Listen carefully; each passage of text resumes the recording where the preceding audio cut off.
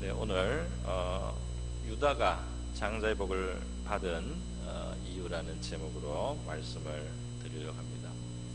유다는 이스라엘 12지파의 한 지파의 그 머리가 되는 겁니다. 야곱이 12아들을 두었는데요. 그 12아들 중에 넷째 아들이 유다입니다.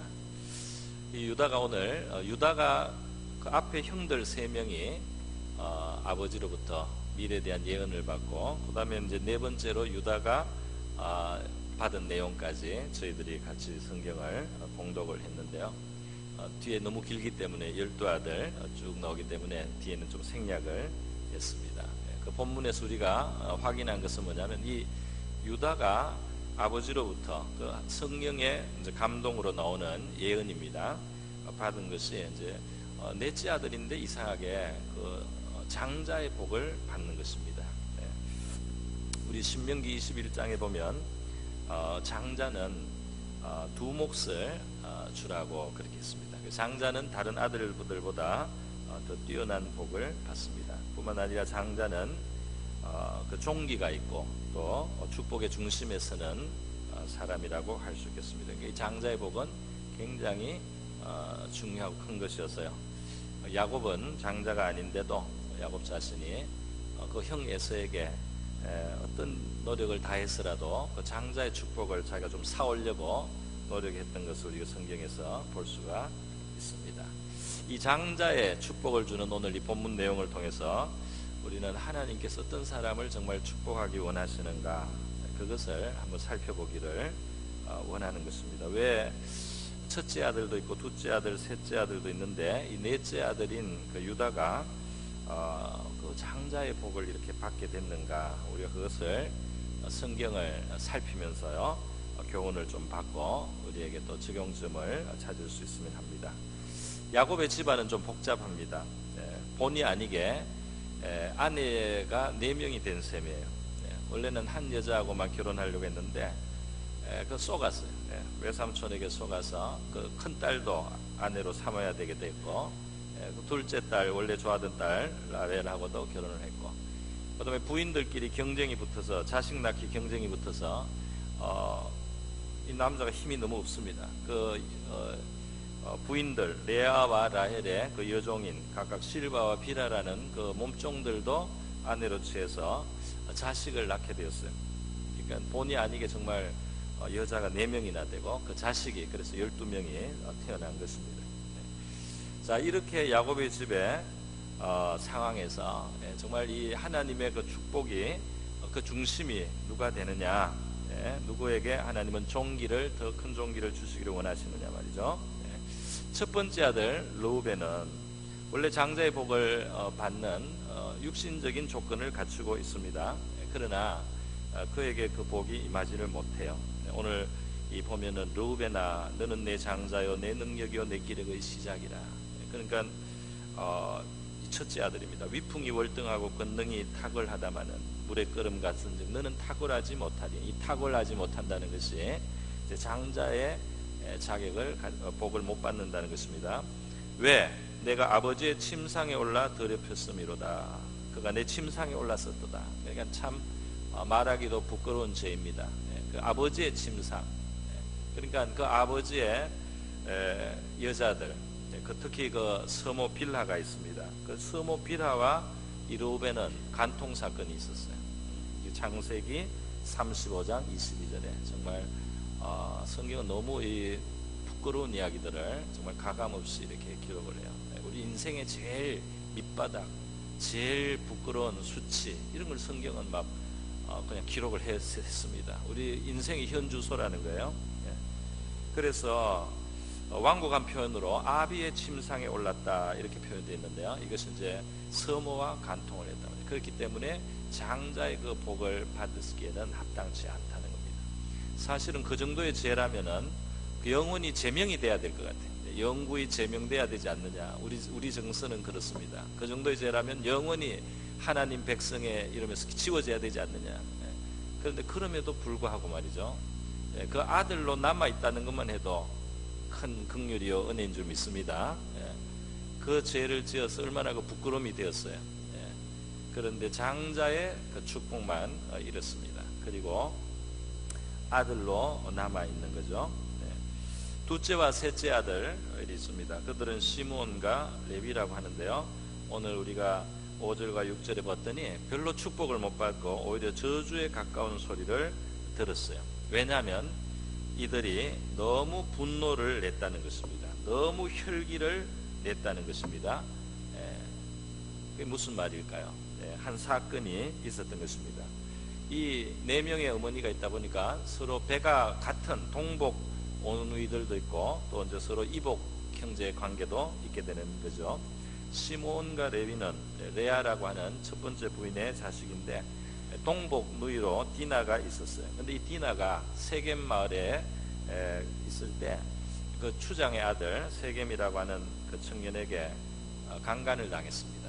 그러니까 이때도 이스라엘의 이 집안의 신앙에 문제가 있을 때예요. 그래서 굉장히 그 수치를 이들이 느끼고 분노했습니다. 그런데 그 분노를 정당하게 그 처벌을 하거나 그렇게 했으면 좋았는데 이 시몬과 레위가 너무 분해가지고 계략을 썼어요. 그래서 그 세겜 성에 있는 모든 사람들, 그 남자들한테 속여서 우리가 서로 한민족으로 합차자고 하면서 이 할례를 받는 조건을 걸었습니다. 그래서 그쪽 사람들이 그 세겜 아들이 말이죠. 세겜이라고 하는 이 추장의 아들이 장대 이 마을의 지도자예요. 힘이 있습니다. 그리고 또 이 디나를 잘못했어요. 범했지만은 진정으로 또 사랑하게 됐다 이렇게 됐습니다. 그래서 정말 디나를 얻기 위해서 그 동네 사람들 다 설득해가지고 할례를 받게 했어요. 남자들이 할례를 받게 하니까 할례를 받고 나서는 며칠 동안 남자들이 움직이지를 못합니다. 그럴 때 이 시몬과 레위가 칼을 들고 가서 그 동네 남자들 다 죽여버렸어요. 그 동네 완전히 그냥 남자들을 그냥 씨를 말린 이런 아주 잔인한 복수를 했습니다. 물론 그 여동생이 그런 욕을 당했다는 것이 얼마나 분하겠습니까? 얼마나 그 치가 떨리. 그러나 그 죄를 지은 그 청년 하나만 처벌을 했으면 되는데요. 그 분노를 가지고 그 동네 남자들을 다 그냥 피바다를 만든 거예요. 그 노여움이 혹독하다 말이죠. 그렇게 표현됐습니다. 저주를 받을 것이다. 노여움이 혹독하니 저주를 받을 것이다. 분기가 맹렬하니 저주를 받을 것이다. 우리 화낼 때 조심해야 됩니다. 화를 더 이상 내면은 저주받습니다. 그 정당하게 우리가 이거 잘못이다 하고 그 의롭게 책망해야 되는 순간이 있을 수 있죠. 그러나 노여움이 혹독한 것은 무슨 힘도 아니고 권세도 아니고 능력도 아닙니다. 저주를 불러오는 거예요. 자기 그 도 이상으로 혈기를 부리고 화를 내는 것은 축복을 잃고 말이죠. 저주를 불러오는 무서운 죄라는 거예요. 시몬과 레위 이 둘째 셋째 아들도 이 장자의 축복하는 거리가고만 생겨버린 것이에요. 그래서 넷째 아들 이제 유다가 지금 우리 등장을 하고 이 장자의 복을 받는 내용이 굉장한 것을 볼 수 있습니다. 볼 수 있어요. 8절부터 나오죠.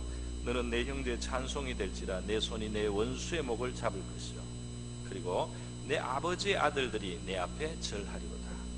그 형제들이 아버지의 아들들이 형제 아닙니까? 그 형제들이 그 앞에 절을 하는 형제 중에 존귀를 얻는다는 거죠. 그리고 9절에 보면 사자의 비유를 했습니다. 얼마나 사자가 강합니까? 그죠? 그 강한 존재가 된다는 것입니다. 사자 새끼 그리고 웅크린 숫사자 같다 암사자 같다 누가 그를 범할 수 있으랴 말이죠. 이 장자의 그 권위가 대단합니다. 또 10절에 보면 규는 이 왕의 통치권을 상징하는 막대기 지팡이 같은 이런 것들입니다. 규가 유다를 떠나지 않는다. 다시 말해서 이 유다 지파에서 이 유다의 자손들 가운데 왕이 난다는 겁니다. 왕이 나고 왕조가 생긴다는 거예요. 규가 유다를 떠나지 않는다. 대대로 이어가는 왕의 집안이 된다는 것입니다. 통치자의 지팡이가 그 발사에서 떠나지 아니하기를. 그래서 이 실로가 오시기까지 메시아가 오실 때까지 이 집안은 그 왕의 집안이 된다. 모든 백성이 그에게 복종하리로다. 그 외에도 지금 더 많은 복이 포도나무며 또 무슨 우유며 이런 그 산물의 복을 받는 것을 또 다 하고 있어요. 뭐 얼마나 포도즙이 많은지 옷을 포도즙에 빨 정도로 그렇게 포도농사 축복을 받는다. 그렇게 되어 있습니다. 이렇게 복을 받는다고 했어요. 자, 그래서 우리는 생각할 때 첫째 아들이 큰 잘못을 했다고 하죠. 둘째, 셋째도 또 큰 잘못을 했다. 이 큰 음행의 죄, 그리고 이 혈기의 분죄, 이런 죄들이 복을 다 그냥 날려버렸다. 그래서 이 넷째가 한 것은 별로 없지만은 축복을 받았는가 이렇게 생각할 수도 있겠는데요. 그것이 조금 무리한 생각이 됩니다. 그냥 어부지리로 받았다 이렇게 보기 어려워요. 왜냐하면 유다도 말이죠. 유다도 자격이 부족해요. 우리 창세기 38장에 보면 이 유다의 집안에 수치가 있어요. 유다 자신이 부끄러움이 있어요. 어떤 부끄러움이냐? 유다의 그 두 아들이 죽습니다. 왜 죽느냐면은 그 하나님 앞에 이게 좀 잘못해서 하나님이 쳤어요. 하나 죽고 그 며느리가 말이죠. 며느리가 자식이 없는 상태에서 큰 아들이 죽으니까 둘째 아들을 또 혼인을 했습니다. 이 여자들은 그 당시에 남편이 없으면은 살 수가 없어요. 그래서 과부 되면은 자식이 없는 상태에서 과부가 되면, 아들이 없이 과부가 되면 그 동생이 그 형수를 책임지는 겁니다. 그래서 살려주는 거예요. 그래서 둘째 아들인데 이 둘째 아들도 하나님 앞에 아주 가정했어요. 그래서 하나님이 또 둘째 아들도 날렸어요. 셋째가 이제 자라서 아직 조금 덜 자랐어요. 결혼할 나이는 안 돼. 그래서 조금 뒀다가 셋째한테 줘야 되는데 유다가 셋째 아들도 잘못될까봐 걱정이 돼서 며느리를 보내놓고는 어디 좀 보내놓고는 이 아들을 주지 않는 겁니다. 이 며느리는 과부에다가 자식이 없어서 인생이 완전히 살 길이 없게 된 거예요. 그래서 유다는 그 며느리를 이제 겁이 나서 멀리하는 거예요. 그런데 유다가 어디 갔을 때 이 며느리가 변장을 해서 창녀의 복장으로 나타납니다. 그런데 이때 유다는 부인을 잃었어요. 부인을 잃고 호라비로 좀 지내다가 그 창녀가 눈앞에 나타나니까 유혹을 받았어요. 그래가지고 그 창녀의 매춘을 한 겁니다. 그러니까 며느리 다말인지 몰라서 며느리가 씨를 받으려고 그런 거예요. 씨를. 그 집안에 씨를 받아가 그 집안에 붙어 있으려고 말이죠. 그래서 이 유다가 자기 도장 주고 돈이 없으니까요. 양새끼라도 한 마리 줘야 되는데 없으니까 자기 도장의 건, 그리고 자기 그 나타낸 지팡이를 잡히고 작물로 잡히고 매춘을 한 거예요. 정말 성경에 부끄러운 얘기 많습니다. 근데 인간의 이게 모습이에요. 아마 우리가 생각할 수 있는 제일 부끄러운 것들이 성경에 막 있어요. 자, 그래서 유다가 나중에 보니까 며느리가 임신했다는 소리가 들려요. 그래서 또 이때는 시아버지 건의를 세워가지고 이거는 큰 죄단 말이죠. 남편도 없는 여자가 지금 임신했으니까 이거는 부정을 저질렀다. 이거는 화형시킨다. 그 당시에 좀 이 가부장이 권위가 컸던 것 같습니다. 그 며느리가 그 정도 죄를 지면은 불태울 수 있을 만큼 이 가족의 그런 가부장 권위가 컸던 것 같아요. 그렇게 했는데 그 다말이 나와서 말이죠. 그 지팡이하고 그 도장 시아버지 거를 꺼내놓는 겁니다. 놓고 이게 누구 건지 바로 이 주인 때문에 내가 임신을 했습니다. 이렇게 된 거예요. 그러니까 어떻게 됐겠어요? 완전 이거는 정말 충격의 충격입니다. 그래도 유다가 거기에서 이제 그래도 인정했어요. 사실을 받아들였어요. 다 내 탓이다. 그래서 내가 셋째 아들 줘야 되는데 셋째 아들 안 주다가 이런 일이 일어났다. 내 잘못이다 하고는 그제야 그래도 겸손하게 자기 탓으로 돌렸어요. 그리고 그 며느리가 낳은 자식들이 이제 유다의 자식이 돼가지고 베레스와 세라가 유다의 후손으로 남게 됩니다. 여러분, 그랬어요. 정말 엉망이지 않습니까? 한국식으로 말하면 콩가루 집안이에요. 그렇지 않습니까? 정말 창피해서 말을 못할 지경. 창피해서 어디 말을 못합니다. 이런 수치가 있는 거예요, 그 집안에. 그 유다가 어떻게 이 장자의 복을 받을 수 있느냐 말이죠. 우리가 생각할 때 그것도 좀 문제가 있지 않느냐 싶은 것입니다. 그런데도 어떻게 이 유다를 아버지 야곱은 마지막에 말이죠. 이 하나님의 영이 그 아버지를 감동해서 이 유다를 축복하는데 이 장자의 축복을 준다. 놀라운 것 아닙니까? 그죠? 우리가 여기서 한 가지 배울 수 있어요. 반드시 죄가 축복을 영원히 상실하는 것은 아니다 하는 걸 알 수 있습니다. 이 죄는 사실 복을 잃게 만들어요. 죄는 복을 상실하게 합니다. 다가오는 복이 흩어집니다. 죄 때문에. 그럼에도 불구하고 영원히 그래서 하나님하고 멀어지고 하나님의 축복에서 멀어지지는 않고 복이 또 올 수가 있는 겁니다.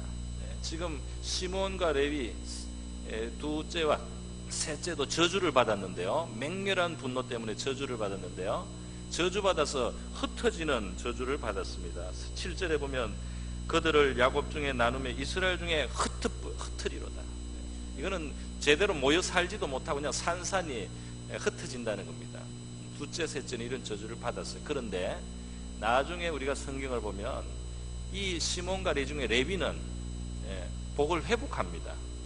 하나님 앞에 철저히 헌신을 해요. 이 창세기 때는 저주를 받으면 그 다음 시대 출애굽기 시대에 레위 지파가 하나님 앞에 철저하게 순종을 하고 철저하게 헌신을 합니다. 그래서 복이 또 오는 거예요. 복이 오는데 어떻게 오느냐? 흩어지는 것은 저주로 받아서 흩어질 수밖에 없어요. 그러나 흩어져서 망하는 것이 아니고 흩어져서 이스라엘의 하나님의 빼신 백성 레위 지파의 제사장 일과 제사장의 보조 일을 하면서 백성 사이에 흩어져서 특별 임무를 수행하는 그런 종기를 받게 됩니다. 할렐루야. 그 죄 때문에 저주받았지만은 하나님 앞에 또 다시 회개하고 철저하게 헌신을 하니까 말이죠. 그 흩어진 자리에서 그게 복으로 또 바뀌었어요. 그러니까 죄는 무섭습니다. 죄는 축복을 깨트리고 상실하고 날려버려요. 그럼에도 불구하고 회개가 있고 하나님 앞에 바로 서게 될 때 이 저주는 벗겨질 수 있단 말이죠. 그것이 바뀌어서 다시 화가 복의 모습으로 바뀔 수 있단 말이죠. 그것을 성경이 말씀하고 있습니다. 자, 그리고요 오늘 우리 유다가 그러면 어떻게 이렇게 복을 받았느냐 했을 때요, 이제 이야기를 조금 배경이 있습니다. 그게 뭐냐면은 이 12아들이 배가 서로 다른 4배에서 이 12아들이 났으니까요. 이 서로 알력이 있어요. 더군다나 야곱은 진짜로 자기가 아내 삼으려고 했던 여자는 그 중에 하나밖에 없어요. 라헬밖에 없어요. 그 라헬이 낳은 2아들이 있습니다. 많이 놓지는 못했어요.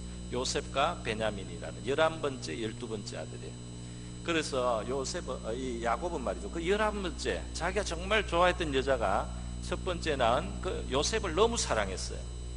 그 다른 아들들보다 이 아들 너무 편애를 했습니다. 이게 이제 실수를 한 거예요.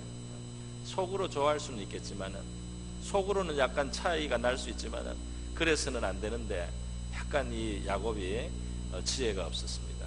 막 편하게 그냥 막 편애를 했습니다. 야곱에게만 알록달록 색동옷을 입혀줬어요. 다른 아들 다 틱틱하게 하고요. 다른 아들 다 일 보내고 야곱만 집에 있게 하고, 이런 식으로 편애를 하니까 형들이 요셉을 좋아하겠습니까? 미워해요. 요셉이 약간 또 센스가 부족해요. 그래서 자기 자랑하고 이랬습니다. 자기 자랑하고 미움받지 않습니까? 자기 자랑하고 이러다가 형들이 너무너무 미워하는 거예요. 그래서 형들이 어느 날은 정말 날을 잡아서 작정을 해서 요셉을 죽여버리려고 작정을 했습니다. 자기들이 들판에 있을 때 요셉이 아버지 심부름으로 안부를 묻기 위해서 왔을 때 죽이자 그랬어요. 죽이자고. 이 자존심 상하게 하고 말이지. 너무 이 기분 나쁜 놈이다 말이지. 그런데 그 중에 그래도 르우벤이라든지 유다가 조금 마음이 선한 마음이 있습니다. 그래서 죽일 것까지 있느냐, 그냥 팔아서 없애면은 우리가 받던 고통은 없어지지 않느냐, 죽이지는 말자, 그래도 형제인데 하고 파는 쪽으로 방향을 틀었어요. 요셉이 죽지 않고 팔려갔습니다. 형제들은 양새끼 한 마리 잡아가지고 요셉의 옷에다가 요셉의 옷을 뺏어서 찢고 양피를 발라서 나중에 아버지한테 들고 갔어요. 이거를 우리가 주었는데 이거 혹시 요셉 거 아닌가요? 하고 물었어요. 아버지는 내 아들이 들판에서 짐승에게 찢겨 죽였구나, 이렇게 알고는 이제 쏘갔습니다. 쏘고 그렇게 이제 통탄을 했습니다. 요셉은 팔려가서 애굽에 가서 가진 고생을 다 하는 거죠. 노예로 팔려갔으니까 온갖 고생을 다 하는데, 그 온갖 고생을 다 해도 하나님이 함께 하세요. 할렐루야. 온갖 고생, 억울한 일을 당했지만 하나님이 함께 하시니까요, 조금씩 형편이 나아져요. 또 억울한 일 또 당하고, 또 감옥에도 가고, 죄 없이 감옥에도 이렇게 자꾸 되는 것 같았는데, 하나님께서 요셉과 함께 하시니 놀라운 기적이 일어납니다. 어떻게 됩니까? 요셉이 말이죠, 이략 그 나라의 총리가 되는 놀라운 꿈 같은 일이 일어나는, 그 감옥에서 만난 사람의 꿈을 해석해주고, 그 나온 사람이 나중에 바로 앞에 서서 이 요셉을 친 거예요. 그래서 바로 왕이 자기가 고민하는 그 문제를 요셉한테 이야기했을 때, 요셉이 하나님께 받은 그 해몽하는 능력으로 꿈을 해석해주고 말이죠, 이 애굽이 살 길을 제시해 줍니다. 그러니까 바로 왕이 너무 감탄해가지고 요셉이 그 자리에서 그냥 총리로 올라가는 겁니다. 할렐루야. 그런 참 드라마가 일어났어요. 그래서 요셉은 애굽에 가서 총리를 하고 말이죠, 그 나라의 풍년을 관리하고, 그 나라에 또 대기근이 왔을 때 대기근 때 그 양식을 팔고 관리를 하는 아주 높은 권세에 있습니다. 자, 이런 상황이 됐는데 이 형제들이 말이죠, 이 가나안 땅에 이제 대흉년이 가나안에도 들었어요. 먹을 게 없습니다. 그래서 양식이 애굽에 밖에 없다, 이 소문을 다 이제 아는 거예요. 애굽에 가면 양식을 살 수 있다더라. 그 양식 사러 애굽에 온 것입니다. 애굽에 왔는데 요셉 앞에 서야 되는 거죠. 근데 요셉인지 몰라요. 이제 복장도 다르고, 이제 말도 애굽말 하면서 통역시켜서 이렇게 하니까, 그 요셉이라고는 꿈에도 상상 못 하니까요. 애굽 사람식으로 딱 있을 거 아닙니까? 그래서 형제들이 양식을 사러 갔다고 하니까 집에 대해서 꼬치꼬치 묻습니다. 혹시 내 동생 베냐민도 해치지 않았을까? 베냐민 그 형제들에 대해서 다 물은 다음에 그 오늘 여기 안 온 아들까지 다 물어요. 그렇게 하고는 양식을 팝니다. 그래서 요셉이 다음에 양식을 사러 올 때는 그 막내 동생 꼭 데려와야 된다, 이렇게 조건을 하나 겁니다. 그래서 가요. 그런데 이제 양식을 사와서 지내다가 또 계속 7년간 기근이 드니까요, 대기근입니다. 양식이 또 다 떨어졌어요.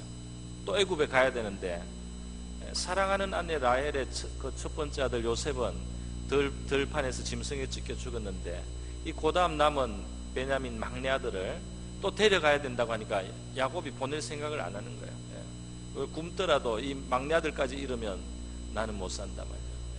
그랬더니 르우벤이 아버지한테 이야기를 하고 이래도 안 통해요. 근데 유다가 나중에 내가 꼭 책임을 내가 다질 테니까 이 베냐민을 좀 데려가게 해달라고 아버지한테 간곡하게 부탁을 해요. 그러니까 야곱이 그때는 또 너무 먹을 게 없는 상태가 오래돼가지고 이제 항복을 했어요. 어쩔 수 없다, 베냐민 데려가라 그랬어요. 베냐민 데리고 이제 왔습니다. 요셉이 또 만나는 거예요. 근데 이때 요셉이 그 형님들을 테스트합니다. 양식을 다 이제 파는 것처럼 하고는 돌려보내는 척 하면서 자기가 쓰는 귀한 물건, 그 총리의 은잔을 베냐민의 양식 자루에다가 몰래 집어넣게 한 거예요. 그래 가는데 신하들을 보내가지고 추적해서 따라잡았습니다. 총리의 은잔이 없어졌다. 너들 중에 도둑이 있는 것 같다. 다 자루를 풀어라. 풀게 했어요. 은잔이 베냐민의 자루에서 은잔이 발견된 겁니다. 다 끌려왔어요. 그래서 요셉이 그 형들 앞에 말하는 겁니다. 내 이 은잔을 도둑질하고 무사할 줄 아냐? 이 은잔을 훔친 베냐민은 여기에 남아라. 여기에 내가 감옥에 쳐넣고 있겠다. 아무도 그리고 다른 사람은 내가 죄 없는 걸로 인정하겠다. 다 돌아가라. 이 베냐민만 여기 남겨라. 이렇게 했어요. 만약에 형들이 요셉을 미워했듯이 요셉의 그 동복 동생 베냐민도 미워했다면, 아이고 그 아버지 사랑을 또 요셉 이어서 받았던 이 베냐민을 합법적으로 우리가 애굽에 버리고 돌아올 수 있는 좋은 기회다, 이렇게 생각할 수 있지 않겠습니까? 그 형들의 자세를 보는 거예요. 그런데 형들이 요셉을 팔았던 거, 그 아버지의 마음에 고통을 준 걸 그동안 회개하고 있었어요. 우리가 정말 죄를 많이 지었단 말이죠. 죄를 많이 지어서 지금 어려운 일을 이렇게 당하고 있다. 그런데 이 사태를 어떻게 해결할 줄을 모릅니다. 근데 이때 말이죠, 유다가 총리 앞에 나서는 거예요. 요셉에게 뭐 자기 동생인지 모르고 이제 말합니다. 뭐라고 했습니까? 이 내 동생 베냐민, 이 베냐민과 우리 아버지는 생명이 하나로 결탁되어 있습니다. 하나로 묶여 있어요. 이 아이를 만약에 못 데려가면 우리 아버지가 죽습니다. 그래서 우리 아버지가 슬퍼하면서 죽게 되니까 안 됩니다. 내가 아버지한테 약속한 것도 있습니다. 그러니까 총리시여, 나를 여기에 감옥에 잡으십시오. 나를 여기에 버리십시오. 여기 내가 이 베냐민의 벌을 대신 받게 해주십시오. 그리고 내 동생 베냐민은 아버지한테 갈 수 있도록 해주십시오. 이렇게 했어요. 대신 자기가 그 벌 받는 자리에 가겠다는 겁니다. 그 애굽의 감옥에 혹은 노예로 거기에 붙잡혀 있겠다는 겁니다. 이게 쉬운 일은 아니지 않겠습니까? 이거 쉬운 일은 아니에요. 왜냐하면 영원히 이제 노예로 사는 거예요. 아니면 감옥의 죄수로 사는 거예요. 이제는 완전히 자기 인생을 잃어버리는 겁니다. 왜? 누구를 위해서? 아버지를 위해서, 베냐민을 위해서. 그 아버지가 또 살아계셔야지 자기 집안 전체가 제대로 되니까 그 아버지까지 비통하게 죽게 하면 이 집안이 다 깨진단 말이죠. 그러니까 이 전체 집안을 위해서, 또 아버지를 위해서, 다른 형제들을 위해서도 내 하나가 죽어야 되겠다, 내 하나가 나를 완전히 잃어버려야 되겠다, 이렇게 생각을 한 거예요. 유다가 위대한 일을 한 것도 아닙니다. 위대한 성취를 하고 위대한 정복을 하고 위대한 능력을 가지고 무슨 위대한 일을 한지 않고 이 집안을 위해서 자기 하나가 그냥 썩고 죽는 자리를 자청을 했어요. 그렇게 했을 때 그 모양을 보고 말이죠, 이 요셉이 마음에 이 형들이 정말 회개했구나, 내 동생을 미워하지 않는구나, 그리고 자기들의 죄를 뉘우치는구나. 그리고 이 형 유다는 특별히 이제 이기적인 사람이 전혀 아닌 거죠. 동생 미워하고 팔아먹고 뭐 죽이거나 팔아먹고 이런 형제가 아니고 이 형제를 위해서나 아버지를 위해서 자기를 완전히 버리고 희생할 수 있는 그런 마음을 이제 가졌다는 것을 보았어요. 그러니까 요셉이 그냥 감동이 되었어요. 마음이 북받쳤어요. 그래서는 그냥 울게 되고 형들한테 이제 자기를 드러내게 돼서 자기 정체를, 내가 바로 요셉입니다. 요셉입니다, 형님. 내가 요셉입니다. 아무도 안 믿어요. 나중에 이제 모양도 바꾸고 이렇게 해서 하여튼 설득을 하니까 요셉이구나 전부 다 놀랐어요. 그리고 무서워하는 거예요. 자기들이 지은 죄가 얼마나 큽니까? 죽이려고 다 팔아먹어서 인생 하나를 완전히 배려버렸잖아요. 자기들은 그렇게 했잖아요. 그런데 요셉이 얼마나 마음이 넓은지요. 또 하나님을 믿으니까 형님들은 나를 미워해서 팔았지만 하나님의 섭리가 있어서 나를 이 대기근에서 사람들을 구원하는 그런 역할을 하라고 나를 이렇게 애굽에 보내신 겁니다. 그러니까 너무 그것 때문에 괴로워하지 말고, 이제 하나님이 다 하신 일이니까 형님들은 괴로워하지만 내가 복수할까봐 겁내지 마십시오. 내가 다 책임지겠습니다. 우리 집안 다 책임지고 형님들, 가족들, 자녀들까지 내가 다 먹여 살리겠습니다. 이렇게 아주 그냥 요셉이 형님들 오히려 위로하는 그런 사건이 나오는 거예요. 자, 우리가 이 사건을 보면서 알 수 있는 것은 그거죠. 이 유다가 말이죠, 그 베냐민 대신에 자기가 애굽에 붙잡혀 있는 노예가 되겠다 혹은 죄수가 되겠다 이렇게 했을 때 자기를 던져서 전체를 살게 하는, 자기 집안을 살리려고 자기를 그냥 바친 겁니다. 제물로 바친 거예요. 그렇지 않습니까? 이것이 장자의 모습이다 이겁니다. 할렐루야. 이것이 장자의 모습이다. 내 하나가 중요한 것이 아니다 말이죠. 내가 이 전체를 살리기 위해서라면 내 하나가 희생하는 그 자리에 내가 가겠다. 이것이 바로 그 집안의 장자의 모습인 것입니다. 할렐루야. 무슨 위대한 일을 한 것도 아니고 무슨 대단한 공적을 세운 것도 아니지만 누구 하나가 희생돼야 되는 그 순간에 내가 그 희생의 자리에 서서 아버지를 살리고 형제들이 아버지 안에서 계속 그 그늘 아래 이렇게 살아갈 수 있는 길을 열기 위해서는 내 하나가 죽어야 되겠다.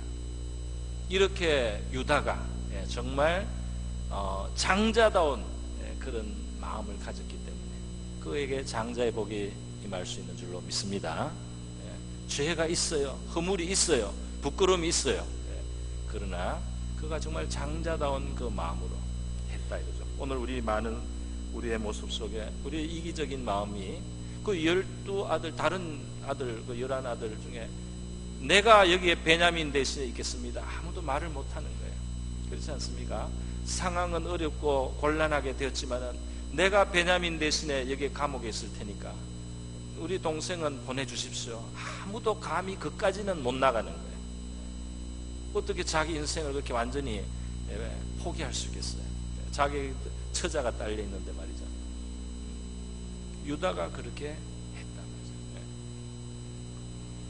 오늘 우리 세상에서도 누가 정말 머리가 되고 누가 정말 다스리는 자가 될 것이냐 이렇게 했을 때 말이죠.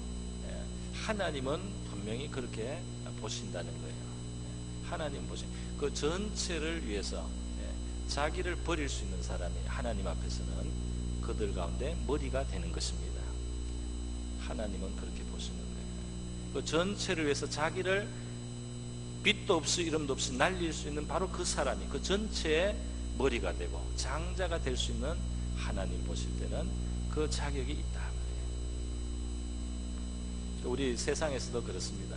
이 세상 나라에서도 그런 일이 가끔씩 들려와요.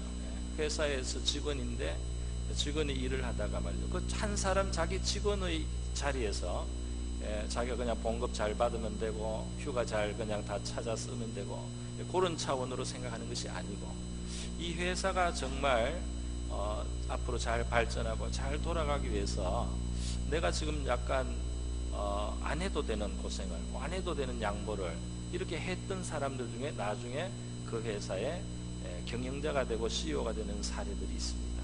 그게 인정을 받는 경우들이 있어요. 세상에서도 그런 일이 일어나요.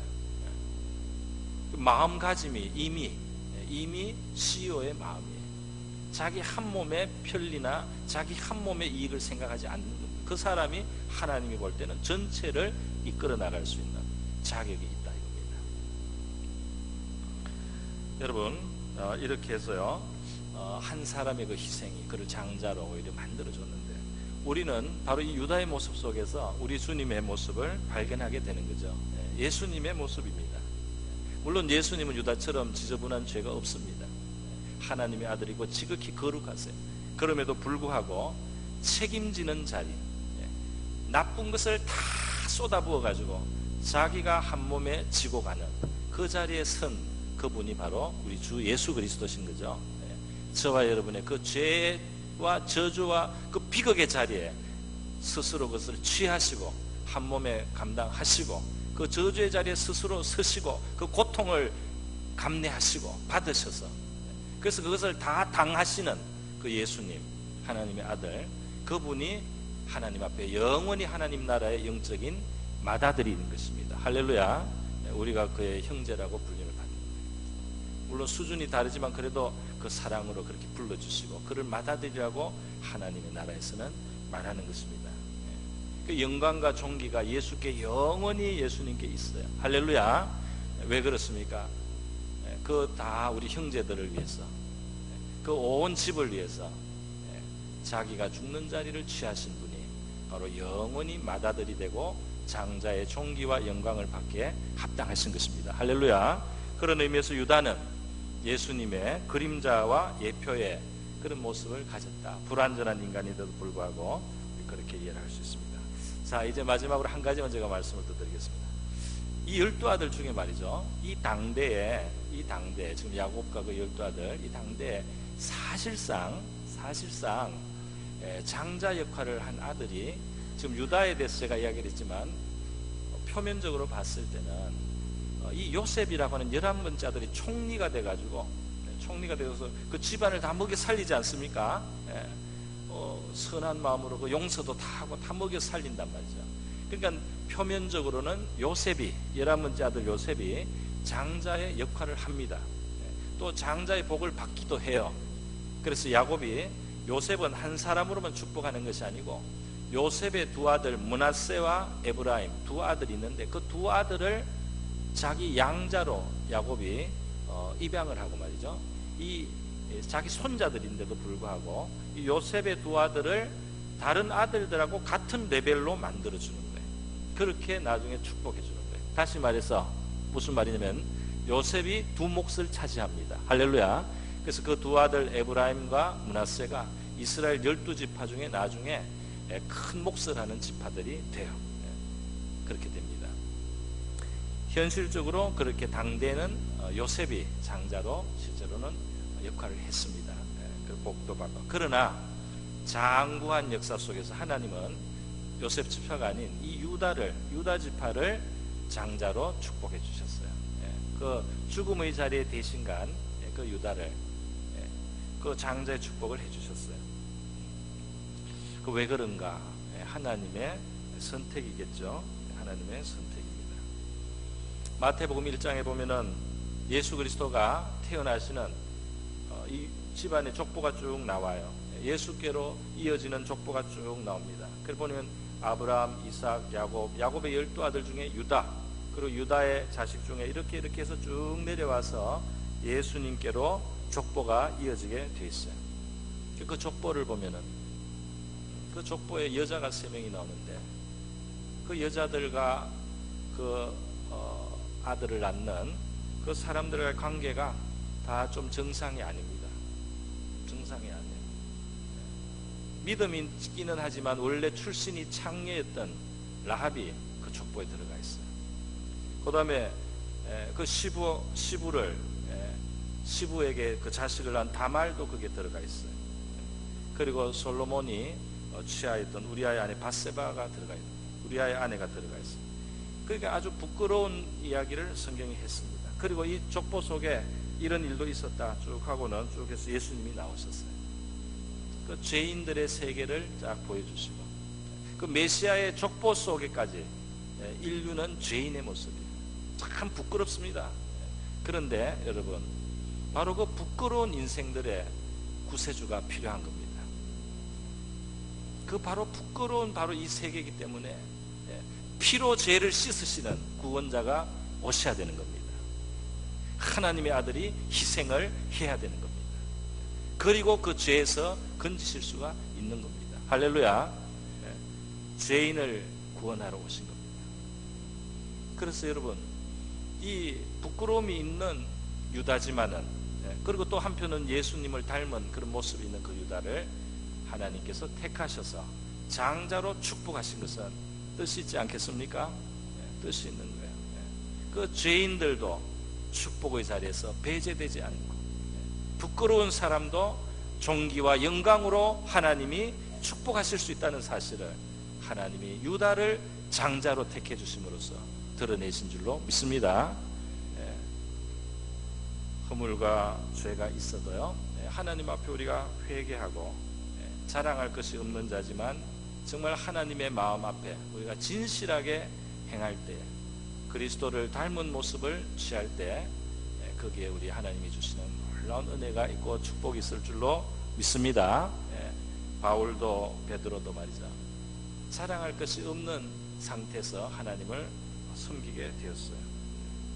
그래서 그들이 모르고 잘못하거나 알아도 연약하여서 그렇게 비겁한 모습을 가지고 이렇게 하면서도 하나님이 그들을 버리시지 않고 사용해 주셨습니다. 자랑할 것이 없는 사람들, 그러나 하나님의 은혜 앞에서 감사하고 회개하면서 중심으로 하나님을 섬기는 이러한 우리 모든 성도들이 영적인 장자의 복을 받게 될 줄로 믿습니다. 우리 이 시간 우리 다 같이 한번 기도하겠습니다. 우리 주님을 위해서 또 다른 사람을 위해서 나를 비울 수 있는 또 배려하고 나의 유익을 뒤로 내려놓을 수 있는 바로 그러한 정신이 하나님 앞에 얼마나 귀하고 축복이 되는가. 우리의 연약함과 우리의 허물을 씻으시는 우리 하나님의 은혜에 넘쳐서요 우리를 갑절의 몫을 하나님이 베풀어 주시고 사용해 주시고 쓰임받는 인생으로 만들어 주시리라고 믿습니다. 우리 하나님 앞에 우리의 죄를 겸손히 회개하고요 우리 하나님의 축복에서 멀어지는 죄들을 우리가 회개하고 하나님 앞에 참 믿음으로 온전하게 또 죄인을 긍휼히 여기시고 사랑해 주시고 끝까지 버리지 아니하시는 우리 하나님의 은혜를 우리가 감사하면서 우리의 인생도 그렇게 쓰임받게 해달라고 다 같이 한번 기도하겠습니다. 기도합니다.